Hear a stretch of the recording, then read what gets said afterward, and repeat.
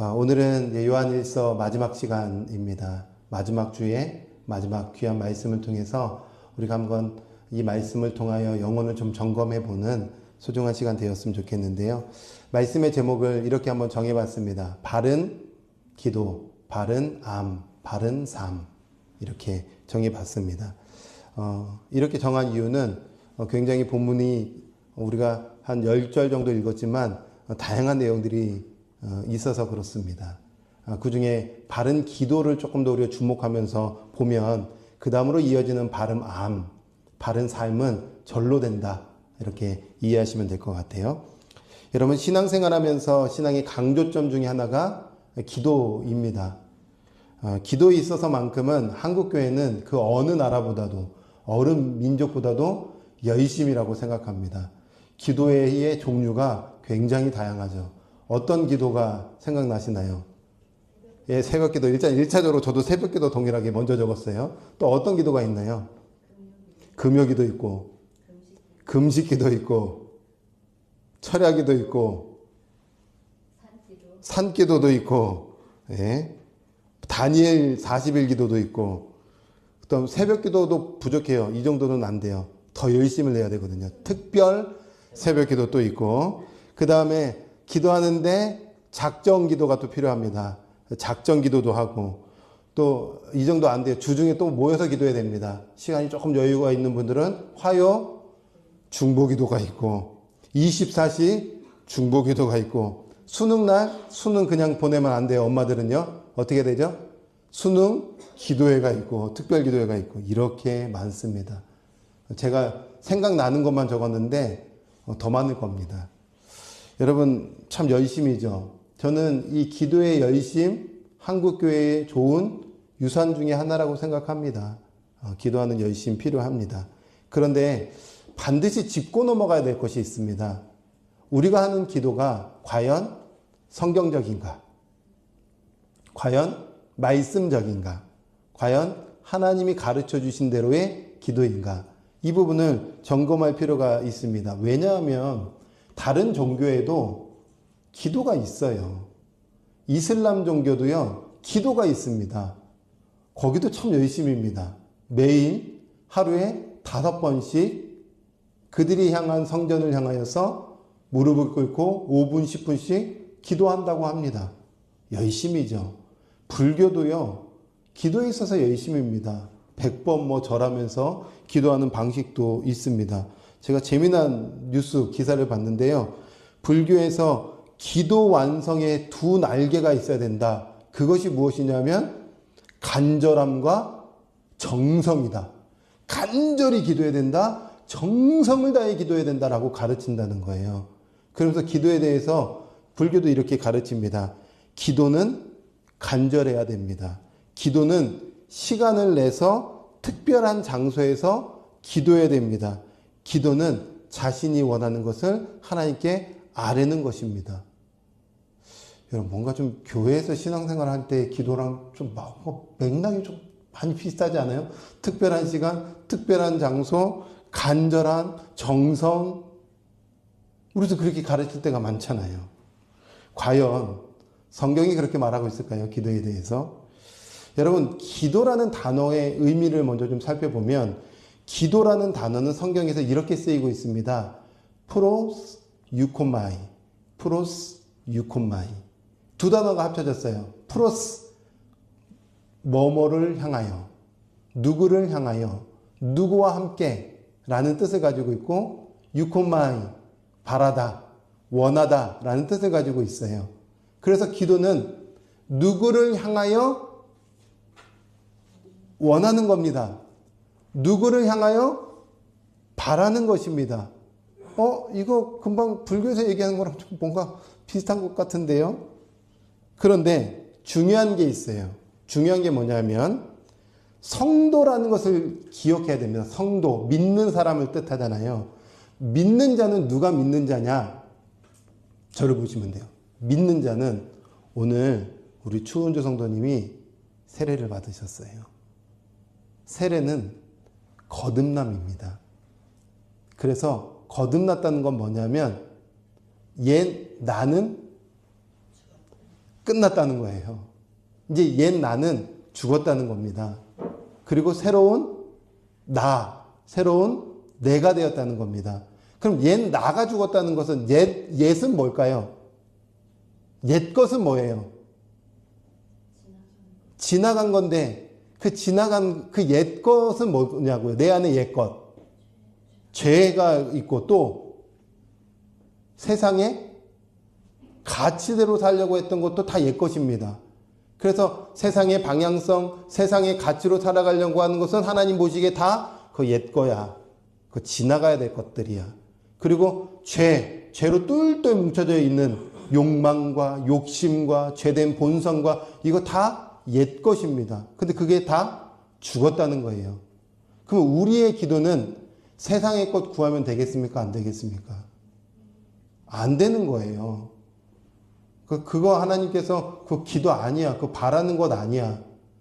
세상의 가치, 세상의 방식, 세상의 뭐 좋은 것들, 이거 신자는 믿는 사람들은 이런 것 구하면서 하나님 앞에 나아가는 사람들 아니라는 겁니다. 새로운 것 구하는 거예요. 하늘의 것 구하는 겁니다. 이게 기도입니다. 세상의 수많은 종교는요, 다 옛 것 구하는 겁니다. 내가 잘 되는 것, 내가 부유해지는 것, 내가 성공하는 것, 내가 건강하는 것. 그런데 하나님의 말씀을 쭉 읽어보세요. 그거 다 알아서 줄 거야. 다 알아서 채워주는 거야. 아들한테 조금 미안한 마음이 들 수 있어요. 아빠로서. 아들의 합격을 위해서 기도하지 않았습니다. 그건 본인이 열심히 해서 좋은 결과를 얻어내는 거지. 열심히 하지 않았는데 제가 열심히 하나님 앞에 기도한다고 채워지는 건 아닙니다. 이거 기도 아니에요. 이런 거 기도하라고 하나님께서 가르쳐 준 적 없습니다. 하나님 내가 열심히 해서 부유하게 해달라고 그런 거 기도하는 거 아닙니다. 그냥 열심히 일해서 열심히 일한 만큼 얻으면 되는 겁니다. 그런데 하나님 부유하게 해주세요. 돈 잘 벌게 해주세요. 네가 열심히 살아라. 때가 되면 내가 다 주는 것이고 필요하지 않으면 안 주는 것이다. 하나님 대학 합격하게 해 주시옵소서. 열심히 해야지. 공부도 안 하고 무슨 대학을 가려고 하냐. 열심히 해서 거기 수준에 맞으면 그 학교 들어가는 거다. 신자가 구할 것은 땅의 것이 아니라 하늘의 것 구하는 거예요. 하늘의 것. 이것이 기도입니다. 그래서 하나님을 향하여 하나님의 것을 구하고 원하는 것, 이것이 바른 기도라는 것입니다. 그래서 골로새서의 말씀에 보면 땅의 것을 찾지 말고 위의 것, 하늘의 것을 찾아라. 하나님께서 주실 만한 것, 기뻐하실 만한 것들을 찾아라. 이것은 무엇과 연결되냐면 반드시 생명과 연결되어 있어요. 우리의 기도는 무엇과 연결되어야 되냐면 생명과 연결되어 있어야 돼요. 생명, 살리는 것. 하나님은 살리는 분입니다. 그래서 하늘의 것은 갈라디아서 5장에 성령의 9가지 열매와 같은 것들입니다. 사랑, 살리는 겁니다. 양선, 살리는 겁니다. 희락, 살리는 겁니다. 하나님으로부터 기쁨이 충만하면요, 옆 사람을 살립니다. 하나님의 사랑으로 똘똘 뭉치면 옆 사람을 일으켜줄 수 있는 힘이 생깁니다. 그래서 요한일서에 끊임없이 외치는 것이 사랑이라는 겁니다. 그래서 기도는 생명과 연결된 거고 생명은 살리는 거예요. 하나님, 살리는 자 되게 해주십시오. 기도하십시오. 그럼 여 사람이 일으켜지는 겁니다. 하나님, 저기 있는 저 사람이 죄의 길을 가고 있는데 나가 살릴 수 있는 이 복음으로 충만할 수 있도록, 진리로 충만할 수 있도록, 살리는 생명으로 충만할 수 있도록 덮어주십시오 하면요, 그 사람을 긍휼히 여길 수 있는 마음이 일어나는 거예요. 이 기도하자고요. 하나님 제발 이 기도하라고 우리에게 가르쳐주고 있는 거예요.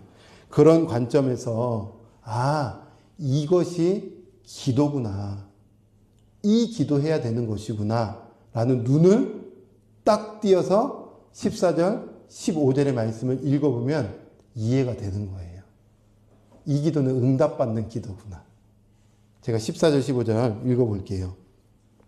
그를 향하여 우리가 가진 바 담대함이 이것이니 그의 뜻대로 무엇을 구하면 하나님이 어떻게 해주세요? 들어주신다는 거예요. 하나님이 안 들어주시는 경우도 있다는 거예요. 어떨 때 안 들어줄까요? 그렇죠. 하나님의 뜻대로 기도하지 않으면 그거는 구해도 안 들어주세요. 하나님과 뜻이 일치돼야 돼요. 하나님과 연합된 기도해야 돼요. 하나님과 한몸된 기도해야 돼요. 하나님과 하나된 기도해야 돼요. 그러면 그 기도는 반드시 응답되더라. 여러분 15절도 제가 한번 읽어볼까요? 우리가 무엇이든지 구하는 바를 들으시는 줄을 안즉 우리가 그에게 구한 그것을 얻은 줄을 또한 아느니라. 그 기도 얻게 된다는 거예요. 그 응답. 여러분 응답 받는 기도는 열심히 간절해서 기도하는 게 아닙니다. 정성을 다하는 기도에서 응답되는 게 아니라는 겁니다. 정성을 다한다는 것은 뭐 어떻게 해야지 정성을 다할 수 있는 거예요.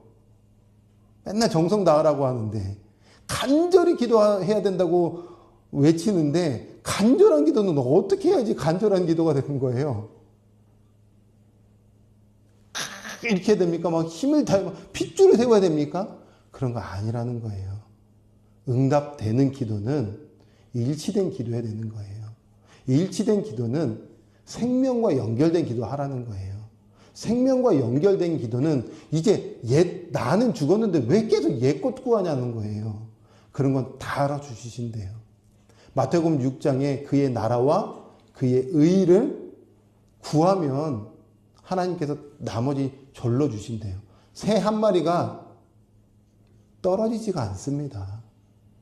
그 하나님께서 새 한 마리도 보호해 주시고 들에 핀 백합화도 하나님이 다 키워주시는데 어떻게 존귀하고 아름답고 사랑스럽고 멋진 훌륭한 하나님의 형상인 여러분을 하나님이 내버려 주실 수 있겠냐는 거예요. 절대 내버려 두지 않겠다는 거예요. 그래서 우리의 기도는 하나님의 뜻과 일치된 기도하면 된다. 성령의 열매를 구하십시오. 하나님만 구하세요. 그러면 하나님이 반드시 그 기도 응답해 주신다는 거죠. 그래서 16절의 말씀이 나오는 겁니다.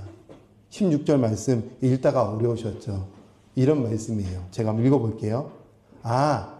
이 기도 응답되는 거구나. 그래서 누구든지 형제죠. 형제예요. 사망에 이르지 아니하는 죄 범하는 것을 보거든. 사망에 이르는 죄가 있네요. 사망에 이르지 않는 죄가 있네요. 그죠? 말씀을 논리적으로 따져보면 사망에 이르는 죄는 뭐예요? 혹시 아세요? 죽음에 이르는 죄. 요한은 이 죄를 지은 사람을 위해서는 구하지 않겠대요. 한마디로 기도하지 않겠대요. 그런데 사망에 이르지 않은 죄도 있대요.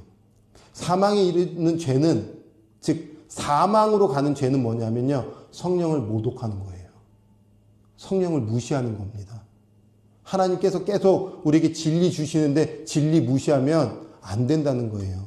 복음 계속 주고 있는데 복음 무시하고 하나님 무시하고 살아가는 사람들 안 된다는 거예요.